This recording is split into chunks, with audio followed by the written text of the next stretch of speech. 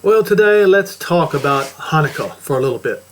All right, and we'll start in Wikipedia.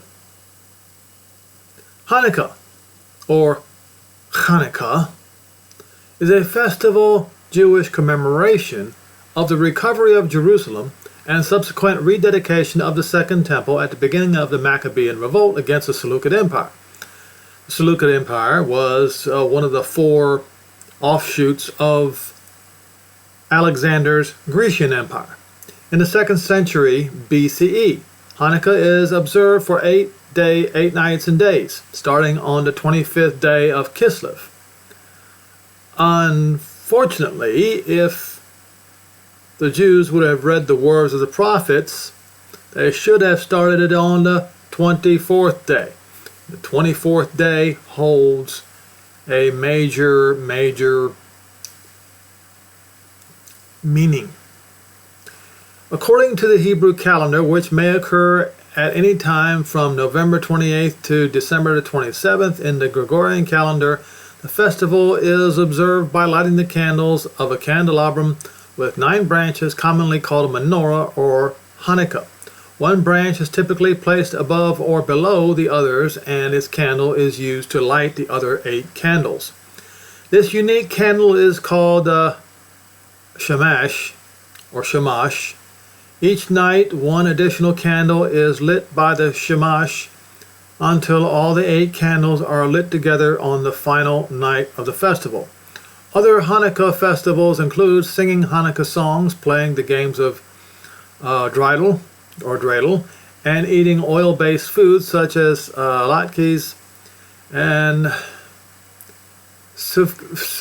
sufgania, similar to jelly donuts and dairy foods.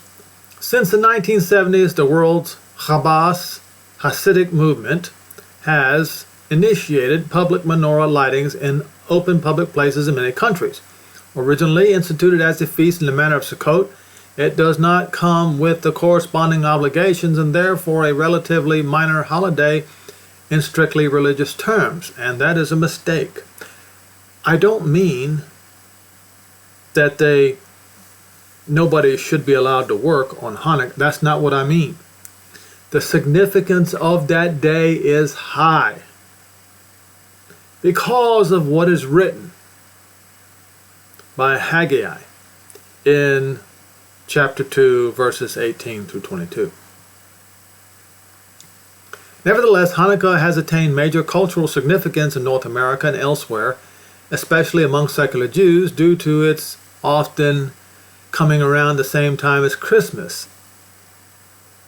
If that's the reason, that's a shame.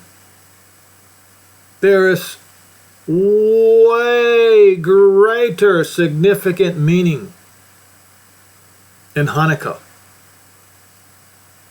than even the history of it.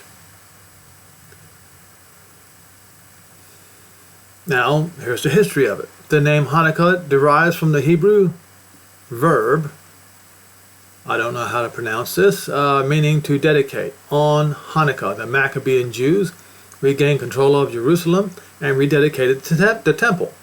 Many homiletical explanations have been given for the name. The name can be broken down into they rested on the 25th, referring to the fact that the Jews ceased fighting on the 25th day of Kislev, the day in which the, as they say in the Roman terms, holiday begins.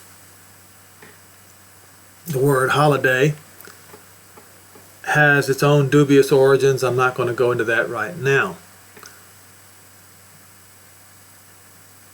Chinuch, from the same root, is the name of the Jewish education and emphasizing ethical training and discipline. Hanukkah is also the Hebrew acronym for, as you see the Hebrew writing there, 8 candles, and the halacha, which is according to the house of Hillel.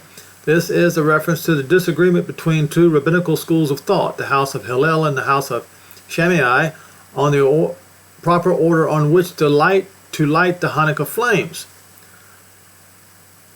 Well, you all missed it. You all completely missed it. I'm going to try to help you out once again today.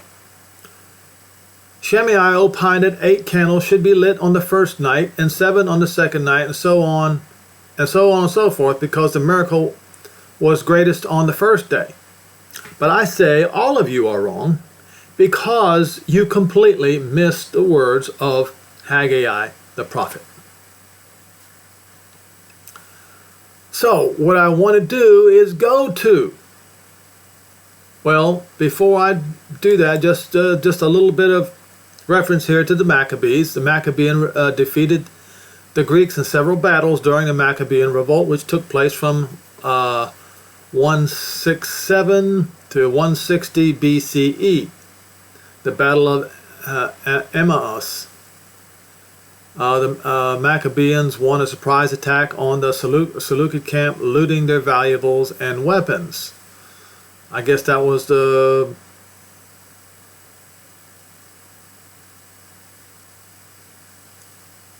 first battle. Anyway, we'll just continue to go through. In the Battle of Beth-zur in October 1964 BCE, the Maccabees defeated the Seleucid army and captured Jerusalem. The Maccabees cleansed the temple of Jerusalem and removed the pagan idols. And one of the pagan idols was the abomination of desolation. What is the abomination of desolation? It is when the king of the Gentiles makes an image of himself as either Zeus or Deuspater,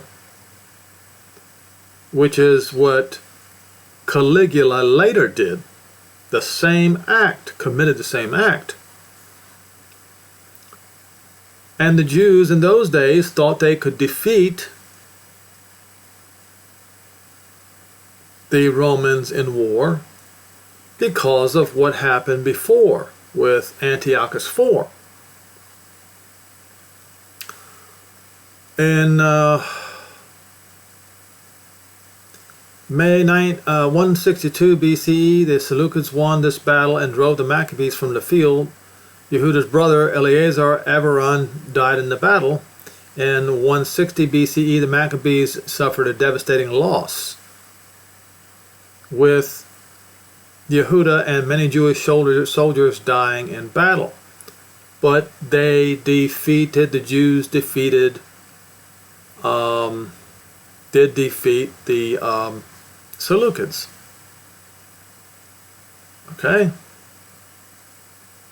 The Maccabees were Jewish rebels who fought against the Seleucid Empire, the Greek successor state to the Macedonian conquest.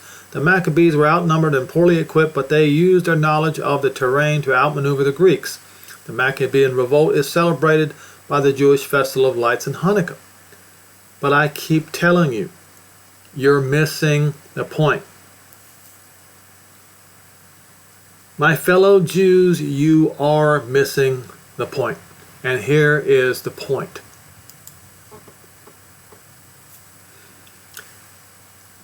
Just like the Christians, unfortunately, you have not read the words of the prophets. And that's what got you in trouble on 70 AD on the Roman calendar. That's what got you Jews in trouble. And that's not listening to the words of the prophets is what's going to get the Christian Gentiles in even greater trouble in the last days. So, let's take a lesson. Let's not be ignorant. Let's read the words of the prophets then.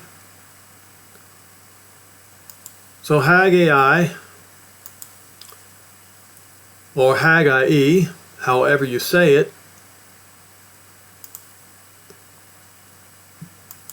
2 verse 18.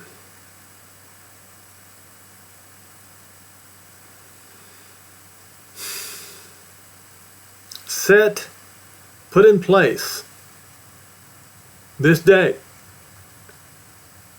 upwards, above, from the 24th day of the 9th month, beginning with the 24th day of the 9th month. The day that the foundation of Jehovah's temple was laid. You know what that day is.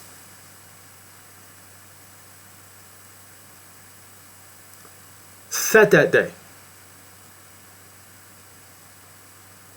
The seed is in the barn, the vine and the fig tree, and the pomegranate and the olive tree. Carry and to take, because this day will I bless you. That's the day. That's the day you're looking for.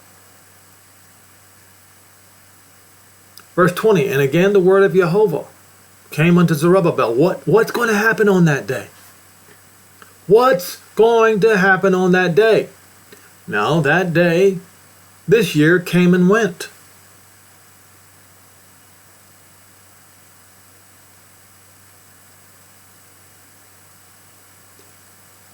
In the 24th day of the month, saying, speak to Zerubbabel, meaning the name Zerubbabel means begotten in Babylon, governor of Yehuda, saying, I will shake the heavens and the earth. I will overthrow the throne of kingdoms and will destroy the strength of the kingdoms of the heathen, and will overthrow the chariots and those that ride in them, and the sus, that's horses, chariots, war birds, and the riders shall come down every one by the sword of his brother. In that day, says Jehovah of hosts, I will take you, Zerubbabel my servant, the son of Shealtiel, says Jehovah, and I will make you a sign. So Zerubbabel himself will be a sign. His name will be a sign. To those begotten in Babylon, come out of Babylon. To choose. That's the day when he chooses Israel again, says Jehovah of hosts. Now, so Hanukkah, or the 24th day of the 9th month, came and went. But I want to show you a couple of articles. You might say, well, I guess we've got to wait another year again. Maybe. Maybe. Maybe not. So this is an article from Pravda.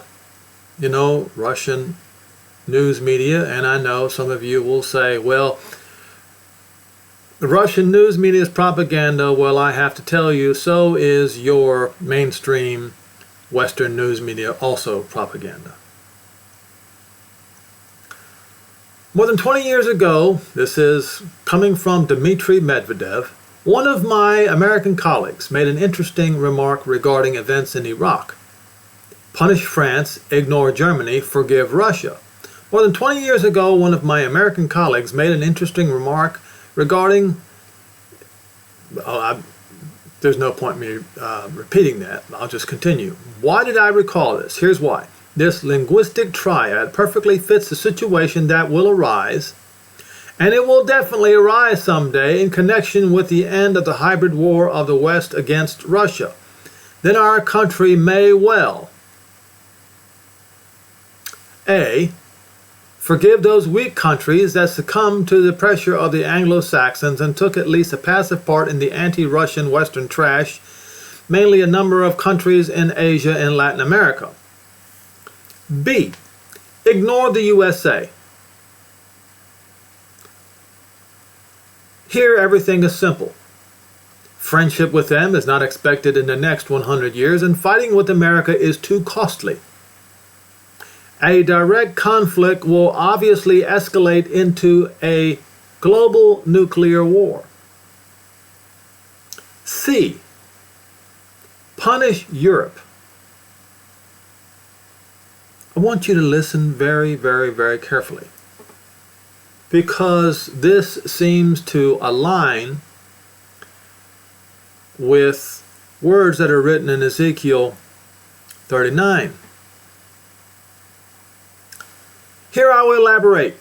As the current old world evokes no emotions in me other than profound disgust, it is Europe which has turned into a malicious, crazy old hag that has become the main bastion of Russophobia in the world.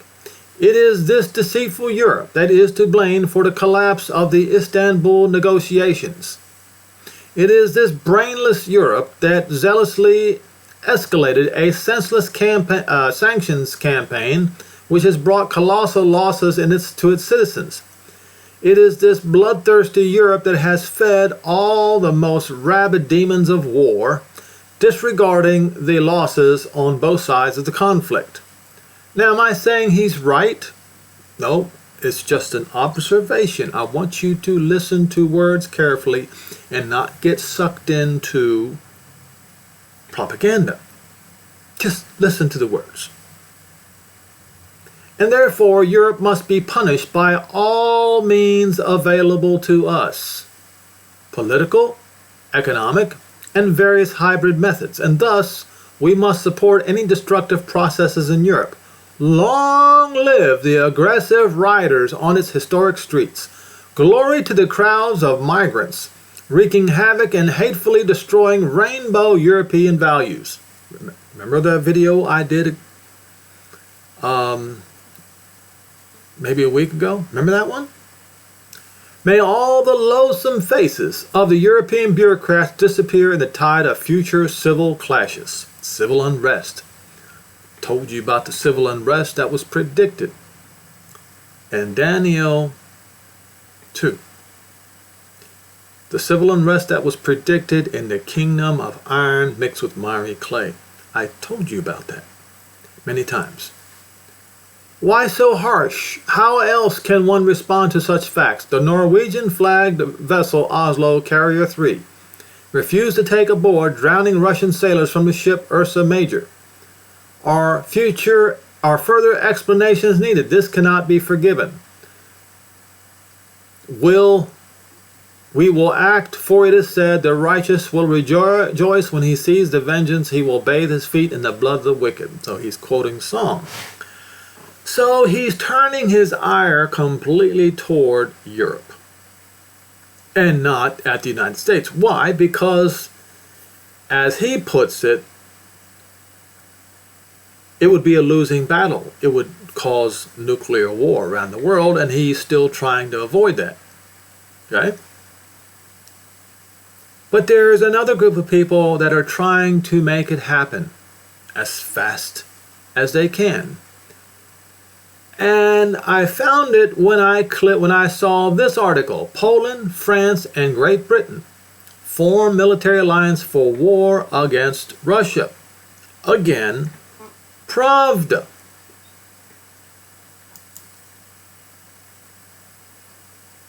France and England have resumed discussions about the possible deployment of NATO soldiers to Ukraine. Additionally, Poland also wants to join to save Ukraine.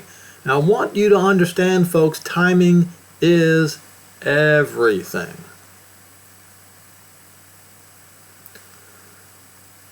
In fact, NATO states are trying to prepare for a future war against Russia by sending their mercenaries to the zone of the military special operations. Experts point to mass dismissals in the army of NATO states, which are formal in nature, to legalize the mercenaries. It has been reported that the military of European countries will engage in combat operations as early as when? The beginning of January 2025. They have to start this Great World War before January 20th, if you know what I mean. I'm just saying what's in their minds. I know what they're thinking. Because after January 20, the United States of America might not even be in NATO anymore. Oh, you haven't heard. Maybe it's time to wake up. So it does appear. What I'm trying to tell you is don't just fall back to sleep just because the 24th day of the 9th month in Haggai 2 verses 18 through 22 has passed by. Don't go back to sleep. Don't do that. Because it's very clear, and it's been very clear to me before reading this article. Yes, before reading this article, that the European countries believe that they have to start a war with Russia before Inauguration Day in the United States of America. I just found some textual commentary on it to share with you. Now, you should always be prepared for that day.